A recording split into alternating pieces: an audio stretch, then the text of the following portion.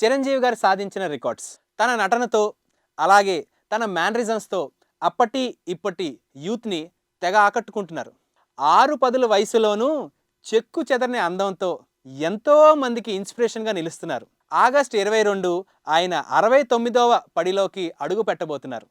ఈ నేపథ్యంలో ఆయన తన 46 ఏళ్ల సినీ ప్రస్థానంలో సాధించిన రికార్డుల గురించి ఓసారి చూద్దాం. ఇప్పటి పాన్ ఇండియా ట్రెండ్‌లోనే కాదు, 90స్‌లో కూడా అంతర్జాతీయంగా చిరుకి మంచి ఫాలోయింగ్ ఉండేది. చిరంజీవి గారు నటించిన స్వయం కృషి మూవీ రష్యన్ లాంగ్వేజ్లో డబ్బింగ్ అయిన తొలి తెలుగు చిత్రంగా పేరు పొందింది. ప్రతిష్టాత్మక ఆస్కార్ అవార్డు వేడుకల్లో ముఖ్య అతిథుల్లో ఒకరిగా పాల్గొనే ఆహ్వానం అందుకున్న తొలి సౌత్ స్టార్ కూడా చిరంజీవి గారు కావడం విశేషం. నటనతోనే కాదు, డ్యాన్స్తోనూ చిరు అబ్బరపరుస్తుంటారు. క్లిష్టమైన స్టెప్స్ అన్నిటినీ చాలా అవలీలగా సునాయాసంగా వేయడంలో ఆయన స్పెషలిస్ట్.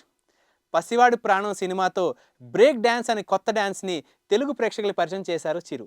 ఏకపాత్రాభినయం, ద్విపాత్రాభినయం, త్రిపాత్రాభినయం చేసిన సినిమాల్లో 100 రోజులు ఆడిన రికార్డు కూడా ఇండియన్ ఫిలిం ఇండస్ట్రీలో చిరంజీవి గారి పేరిటే ఉంది. బావగారు బావనారా చిత్రం కోసం చిరు ఓ సాహసం చేశారు.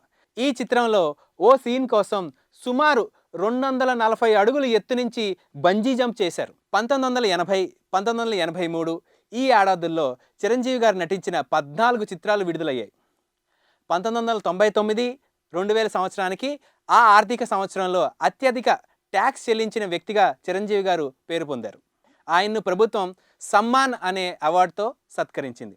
2002లోని అప్పటి కేంద్ర ఆర్థిక శాఖ సహాయ మంత్రి చిరుకి ఈ అవార్డుని అందజేశారు. సినీ ఇండస్ట్రీలో అత్యధిక రెమ్యునరేషన్, అదేనండి, కోటికి పైగా అందుకున్న తొలి భారతీయ నటుడుగా చిరంజీవి గారు రికార్డుకెక్కారు.